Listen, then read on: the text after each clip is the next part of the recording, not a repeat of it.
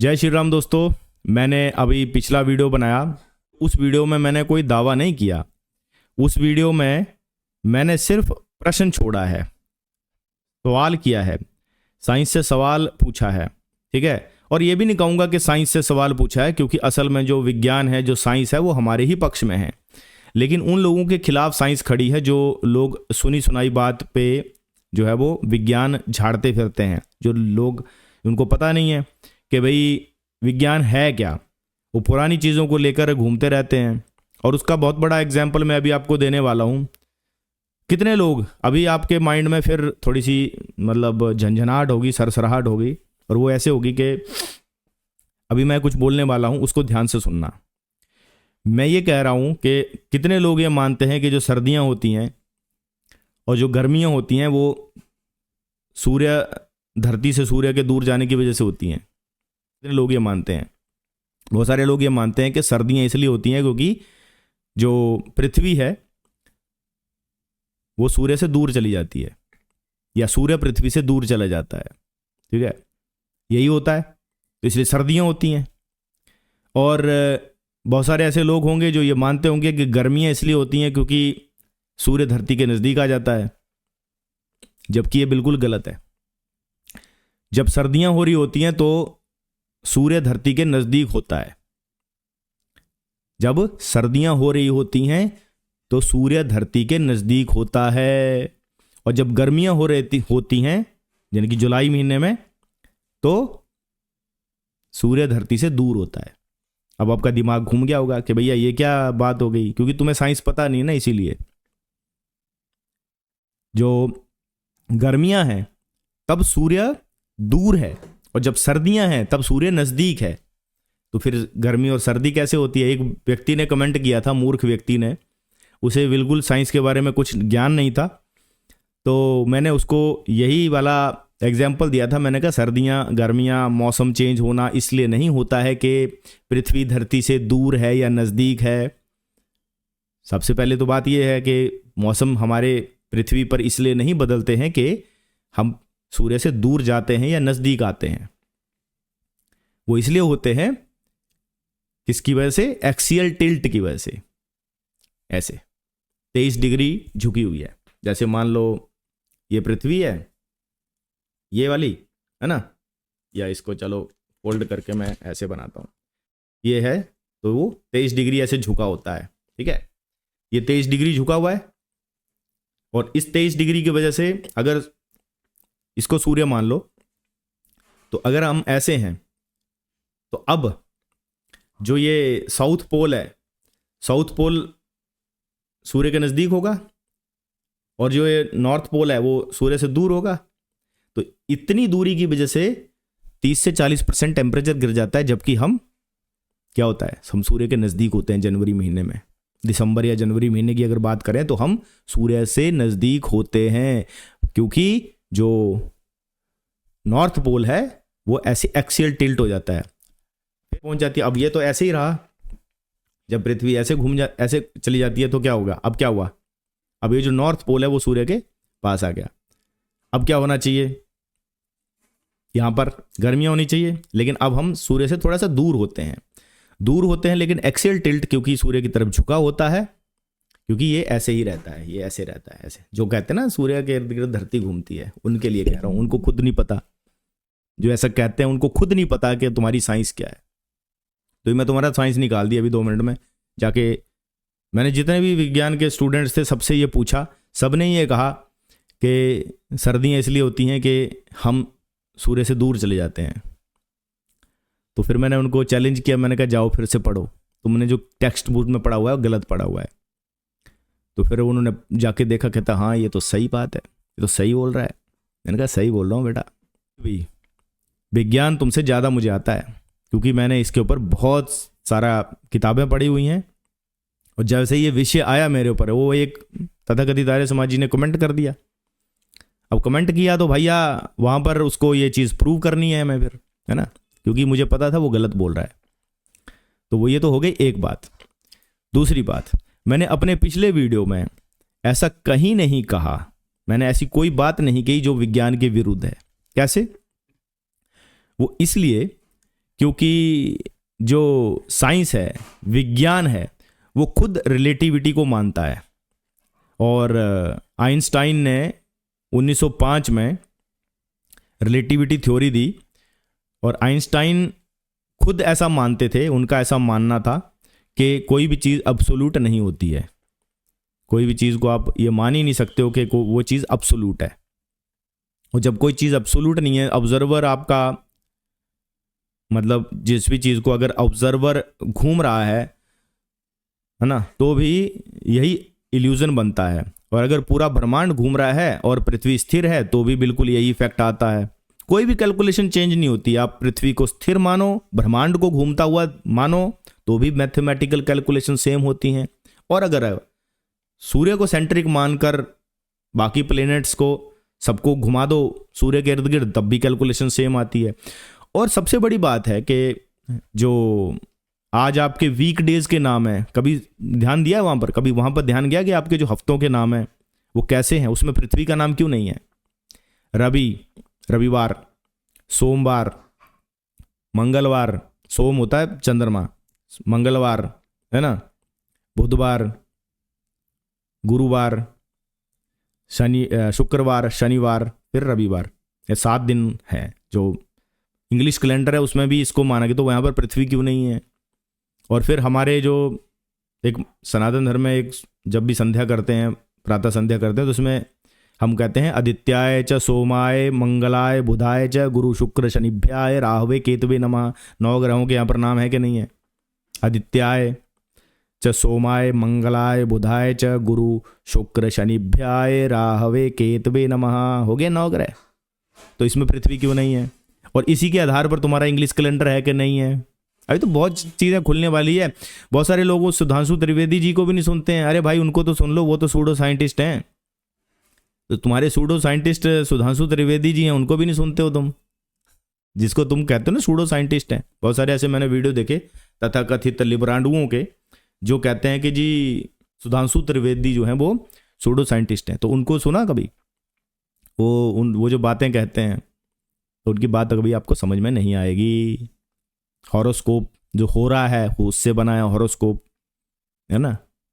तो बहुत सारी चीज़ें हैं जो अभी लोगों को पता ही नहीं है, और जिस चीज़ की जब ज्ञान नहीं होता है तभी ये लोग उस चीज़ को समझ नहीं पाते, और ये जो सुना सुनाया विज्ञान है वो वहाँ पर झाड़ते रहते हैं। मैंने अपने पिछले वीडियो में प्रश्न किया है, प्रश्न उन लोगों से किया है जो कहते हैं कि अब्सोल्यूट मोशन डिटेक्ट हो गया। उनको मैंने चैलेंज दिया है। जब आइंस्टाइन, तुम्हारे पिताजी हुए ना, विज्ञान वालों के पिताजी आइंस्टाइन है ना, तो आइंस्टाइन जो थे वो विज्ञान वालों के पिताजी थे। तो जब आइंस्टाइन कहते हैं कि अब्सोल्यूट मोशन जो है वो डिटेक्ट नहीं किया जा सकता, सिर्फ रिलेटिव मोशन ही डिटेक्ट होता है, और ये बेसिक पॉइंट था आइंस्टाइन का। और जिस थ्योरी से पृथ्वी को के घूमने का दावा ये कर रहे हैं, वही थ्योरी इनकी जड़ें काट देती है। और ये इनकी जड़ें इसलिए कट जाती हैं क्योंकि ये लोग आइंस्टाइन की थ्योरी ऑफ रिलेटिविटी को नकार रहे हैं यहाँ पर। और रिलेटिविटी ये कहती है कि कोई भी चीज़ अब्सोल्यूट नहीं है। अगर ऑब्जर्वर घूम रहा हो तो भी यही इल्यूजन बनता है, और अगर पूरा ब्रह्मांड घूम रहा हो और पृथ्वी स्थिर हो तब भी यही इफेक्ट आता है। अब मान लो कोई व्यक्ति है जो कि स्पेस में चला जाता है, धरती के जो एनवायरनमेंट है उसके बाहर चला जाता है 50 किलोमीटर के ऊपर, तो वहाँ पर क्या वो स्थिर रह पाएगा? वो तो वहाँ पर घूमने लग जाएगा, है ना। और जब वहाँ पर वो घूमते घूमते ऐसे कैसे ऑब्जर्व करेगा कि कौन घूम रहा है और कौन स्थिर है? वो बोलेगा अरे पिताजी पहले मुझे वहाँ पर स्थिर तो करो। स्पेस में 50 किलोमीटर ऊपर जाकर वहाँ पर वो खुद ही घूमने लग जाएगा, तो घूमते घूमते वो ऐसा कैसे ऑब्जर्व कर पाएगा कि कौन स्थिर है और कौन घूम रहा है? कर ही नहीं सकता, क्योंकि वो खुद वहाँ पर घूमने लग जाएगा। इसीलिए तो आइंस्टाइन को थक हार कर रिलेटिविटी की थ्योरी देनी पड़ी। अब ये अपना सर पकड़ेंगे अभी। क्यों? क्योंकि इनको ये बात समझ में नहीं आएगी। अब समझ में नहीं आएगी तो फिर क्या कर रहे हैं कुछ लोग कि मीम बना रहे हैं। मेरे को जिस मीम का पता चल गया, मैं ऐसी कॉपीराइट स्ट्राइक मारूंगा ना उनके ऊपर, क्योंकि वहां पर अगर तार्किक को कोई बात की गई है तब तो बात सही है। अगर तर्क की कोई बात तुम करोगे, जवाब दोगे, तो मुझे बहुत खुशी होगी कि हाँ आपने विज्ञान को समझा है और विज्ञान की समझ के अनुसार आपने वहां पर जवाब देने की कोशिश किया। लेकिन अब्सोल्यूट जब विज्ञान मान ही नहीं रहा है, जिस विज्ञान को लेकर तुम गली गली घूमते फिरते हो, हर जगह घूमते फिरते हो कि हम वैज्ञानिक हैं, हम वैज्ञानिक हैं, है ना। दयानंद जी ने जबरदस्ती वेदों में विज्ञान घुसा दिया, जबरदस्ती का विज्ञान था वो, सुनाया विज्ञान था। टेक्स्ट बुक में जो विज्ञान पढ़ाया जा रहा है ना स्पेस का, वो गलत है। अभी मैंने बताया आपको वो एक्सियल टिल्ट वाला, ठीक है। तो आइंस्टाइन की जो स्पेशल रिलेटिविटी थ्योरी है वो किसी भी एक्सपेरिमेंट से अब्सोल्यूट मोशन डिटेक्ट नहीं करती है। और इनकी जो माँ है फिजिक्स, वो कहती है ये संभव नहीं है, ठीक है। वो कहती है कि ये संभव नहीं है। तो जब संभव नहीं है भाई, तो तुमने उसको कैसे अब्सोल्यूट मान लिया? मैं तो यही तो वहाँ पर चैलेंज दे रहा हूँ कि अब्सोल्यूट सिद्ध करो ना। अब्सोल्यूट मोशन डिटेक्ट ही नहीं हो सकता, ठीक है। पैरालैक्स जो हुआ था, आपका जो एक्सपेरिमेंट हुआ था पैरालैक्स, वो रिलेटिव है। डॉपलर जो है वो रिलेटिव है। पेंडुलम रिलेटिव फ्रेम है। जीपीएस में भी अर्थ फिक्स्ड है। नासा अर्थ सेंटर्ड यूज करता है। रिलेटिविटी सभी फ्रेम को इक्वल ट्रीट करती है, ठीक है। एक ही मतलब निकलता है कि अर्थ को स्थिर मानना साइंटिफिक है, सन को स्थिर मानना भी साइंटिफिक है, दोनों वैलिड है। रिलेटिविटी थ्योरी तो यही कह रही है ना तुम्हारी। मैं तो अभी तो वेदों और शास्त्रों की तो बात ही नहीं कर रहा, मैं तो अभी तुम्हारी ही बात कर रहा हूं। जो विज्ञान है वो ये कहता है कि अर्थ को स्थिर मानना साइंटिफिक है, सूर्य को स्थिर मानना भी साइंटिफिक है, दोनों ही वैलिड हैं। फिर जब हमने कह दिया कि अर्थ जो है स्थिर है, तो फिर तुम्हारे पेट में क्यों दर्द हो गया? ये है यहां पर प्रश्न ये है कि जब अर्थ को सेंटर माना तो आपके पेट में क्यों दर्द हुआ? जबकि विज्ञान जो तुम्हारा पिताजी हैं, क्योंकि तुम तो विज्ञान को डाई हार्ड मानते हो, है ना। हम तो ये मानते हैं कि हमारे सनातन धर्म से ही सारा कुछ निकला हुआ है। और ये तो बहुत, विज्ञान क्या भौतिक जगत को मानता है, अभौतिक को तो मानता नहीं है ना। अभौतिक जगत को तो विज्ञान मानता ही नहीं है, क्योंकि वहां तक उनकी पहुंच ही नहीं है। और साइंस भी ये मानती है कि अगर कोई चीज बनी है तो उसका कोई ना कोई क्रिएटर होता है। बिना क्रिएटर के कोई चीज कैसे बन जाती है? अभी तो भेद वाले पे भी आऊंगा अगले वाले वीडियो में। तुम जो बड़ा भेद कर रहे थे ना कि भेदभाव मिटा देंगे, तो मैंने वो बस एक ही वीडियो बनाया था। अभी तो मैंने एक ही वीडियो बनाया, उसी में तुम्हारे दिमाग के परखच्चे उड़ गए। और इस वीडियो में तो विस्फोट हो गया, लोगों के ऐसे दिमाग ही फट गए। जबकि पूरे वीडियो में मैंने सिर्फ विज्ञान के आधार पर ही बात की है। मेरा चैलेंज है कोई बंदा ये सिद्ध कर दे कि उस वीडियो में मैंने कोई वेदों की बात की है, वेदों की कोई बात सिद्ध करने की कोशिश की है। उस वीडियो में ऐसी कोई बात मैंने वहां पर की है, कोई सिद्ध कर दे, मेरा चैलेंज है। मैंने विज्ञान की बात की है, साइंस की बात की है, आइंस्टाइन की थ्योरी की बात करी है। जो तुम्हारे पिताजी हैं आइंस्टाइन, उनकी थ्योरी की बात की है। तुम्हारे पिताजी की बात तुम्हें बताई तो तुम्हें उसमें दर्द हो गया। क्यों? बोल खुल रही है ना। अभी तो रुक जाओ। तुम क्या सोच रहे हो कि भैया बहुत तुम चालबाजी खेल लोगे? अब चालबाजी खेलने का टाइम नहीं है, अभी तुम फंसने वाले हो, ठीक है। अब तुम फंसने वाले हो।